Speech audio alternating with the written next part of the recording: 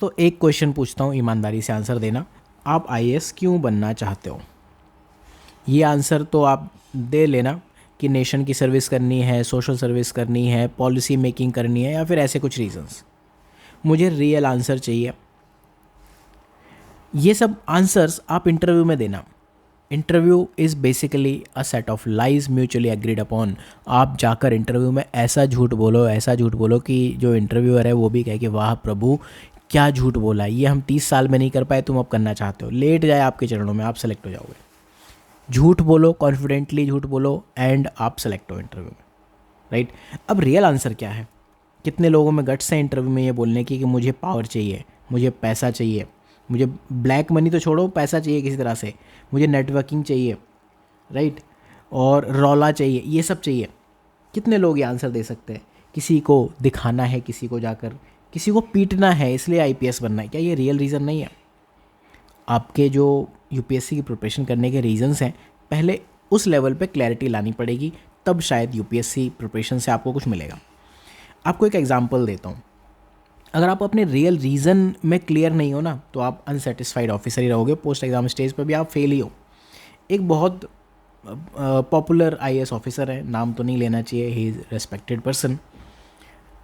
कुछ लोग रेस्पेक्टेड होते हैं, अब नहीं पता उनको एम्पैथी की वजह से रेस्पेक्ट मिलती है कि चलो बेचारा ईमानदार है, या फिर रियल में उनको रेस्पेक्ट मिलनी चाहिए। मेरे हिसाब से he is a useless fellow.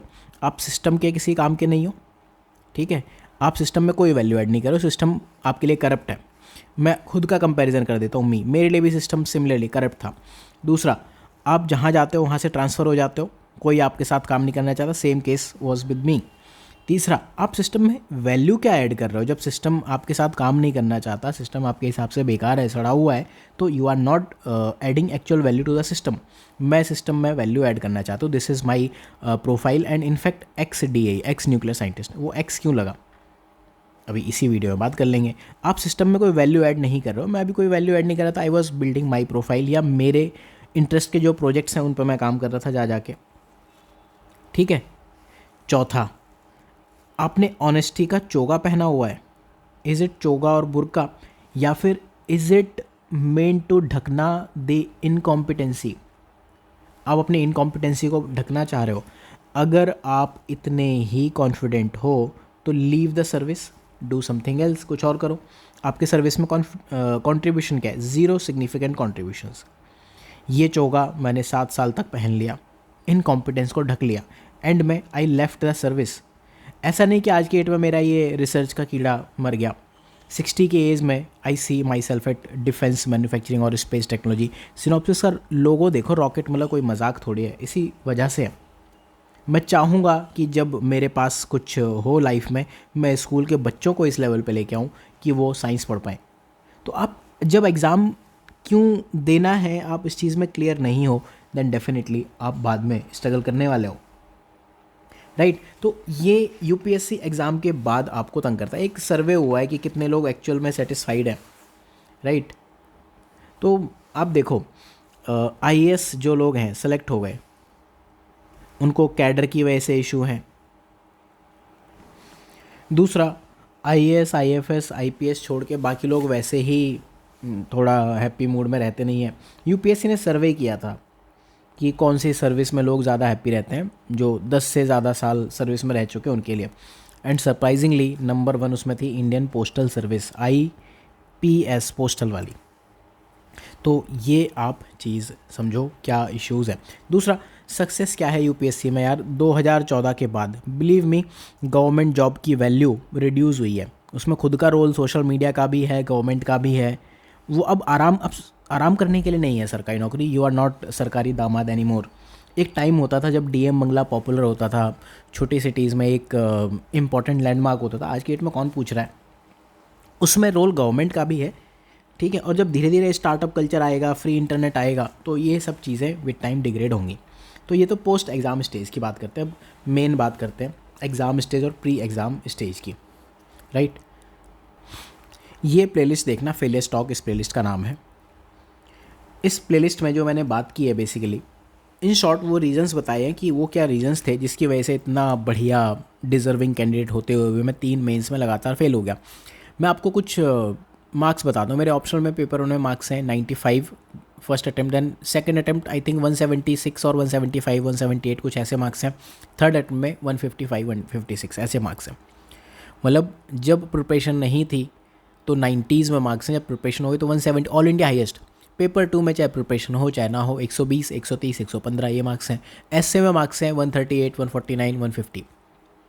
Actual marksheet देखनी है तो स्कैम ऑफ आंसर राइटिंग वाला वीडियो देखना, फिर भी फेल। मैं बेसिकली आपको ये नहीं बताना चाह रहा हूँ मैं कितना बड़ा 30 मार्क हूँ, मैं ये बताना चाह रहा हूँ मैं कितना बड़ा बेवकूफ़ हूँ, इतने बढ़िया मार्क्स लाने के बाद भी फेल हुआ, राइट। सब टॉपर्स ये कहते हैं कि मेरी स्ट्रेटजी बहुत यूनिक है, हो सकती है, बट उसके साथ एक डिस्क्लेमर क्यों होता है कि दिस स्ट्रेटजी मे और मे नॉट सूट यू। ऐसे कितने टॉपर्स हैं जो विदाउट डिस्क्लेमर ये चीज़ कर सकते हैं, इवन वो स्ट्रेटजी नेक्स्ट अटेम्प्ट में भी उनके लिए काम कर जाएगी, ऐसे कितने टॉपर्स हैं। नॉट मोर देन 5, मतलब 5 से कम नंबर होंगे। मैंने बहुत कम ऑफिसर्स ऐसे देखे हैं जो सेम रैंक अच्छी रिपीट करते हो। एक लड़की है जो हिंदी मीडियम की है, 105 ऐसे कुछ रैंक लेके आई है 2 बार।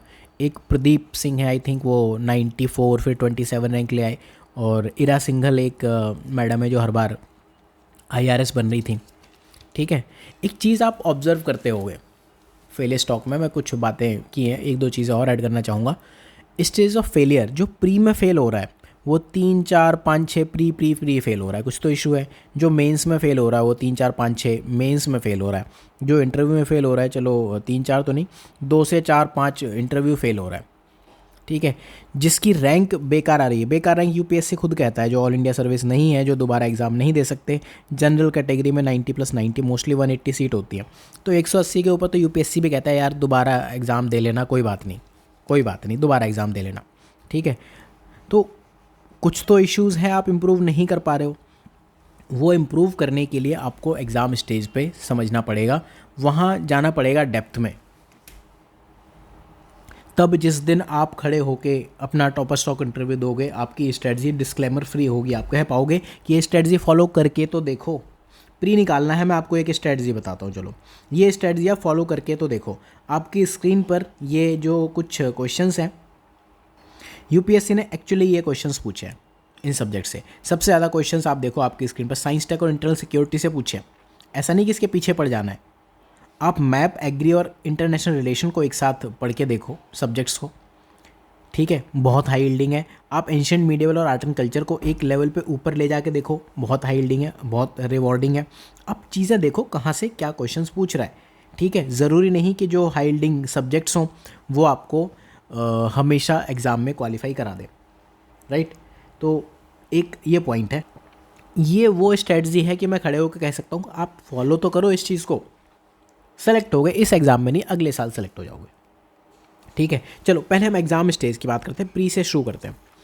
Most of you will fail in first 5 minutes of UPSC prelims. यहाँ से आपको नेगेटिविटी भी पता चल रही है, पॉजिटिव्स भी पता चल रहे हैं। कभी यूपीएससी ट्रेंड चेंज कर देगा, कभी पहले 25 क्वेश्चन डिफिकल्ट कर देगा आपके सेट में, कभी पीवाईक्यू से रिपीटेशन नहीं होंगे, कभी लेंदी पेपर कर देगा। यूपीएससी चाहता है कि आप पहले 5 मिनट में बाहर हो जाओ, मेरी टेंशन खत्म करो, ठीक है। अब इसके लिए तो मेंटल पीस, मेंटल स्ट्रेंथ पे आपको काम करना पड़ेगा। तो मोस्ट ऑफ यू पेपर 1 में फेल हो रहे हैं, and rest of you CSAT में फेल हो जाओगे। And even before CSAT, before CSAT, before CSAT you are going to be failed. आप प्री की पेपर 1 की आंसर की चेक करोगे, आपने कभी ज़िंदगी में एक दिन में 2 पेपर प्रैक्टिस नहीं किए, वेदर को लेके ऑप्टिमाइजेशन नहीं किया। पिछले साल तो यूपीएससी प्री में आधे लोग दिल्ली में इसलिए फेल हो गए थे, उनकी सीटें गर्म थी, आधे घंटे तक वो सीटें ठंडी करते रहे। लू में उन्हें एग्ज़ाम देने की प्रैक्टिस ही नहीं है। भाई आप घर में एसी में बैठ के कैसे प्रैक्टिस कर सकते हो? लू में अगर एग्ज़ाम आपको देना है, घर में खिड़कियां दरवाजे खोल के और जो साफ़ा मफलर होता है उसको लेके, पानी लेके, प्रॉपर हाइड्रेशन के साथ प्रैक्टिस करके देखो। एक दिन में 2 एग्ज़ाम धूप में बैठो, तब जाके आप वेदर को ऑप्टिमाइज़ कर पाओगे। तो पेपर 2 तक आते आते उससे पहले तो आप फेल हो ही जा रहे हो। एंड जो बच्चे कुछ लोग हैं सी सेट में फेल हो जा रहे हैं, ठीक है। सी सेट में कभी प्रॉपर हम क्वेश्चंस को सेलेक्ट नहीं कर पाते, क्वेश्चन 1 से लेके 80 तक करे जा रहे हैं, या ईगो इश्यूज़ है, ठीक है। मैथ्स में किसी क्वेश्चन में फंस गए। आप ये समझो ना 27 क्वेश्चंस करने हैं, ईजी नहीं है, तो टाइम वेस्ट मत करो। तो आप ये समझ रहे हो प्री में आप फेल हो गए, मेंस में अब इसमें से कुछ लोग क्वालिफाई करेंगे।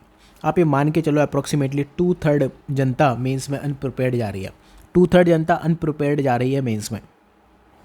आप GS4 पढ़ते रहते हो साल भर, आपकी स्टार्टिंग होती है optional essay and GS for ethics, EOE या ओडब्ल्यू, ये स्ट्रेटजी है। एक क्वेश्चन है, आप एक क्वेश्चन का आंसर कर दो, what is the difference between honesty, integrity and probity. And ये मत बताना कि honesty is truthfulness, integrity is highest level of honesty, probity is highest level of honesty and integrity. ये तो बताना ही मत, ये बकवास मत करना।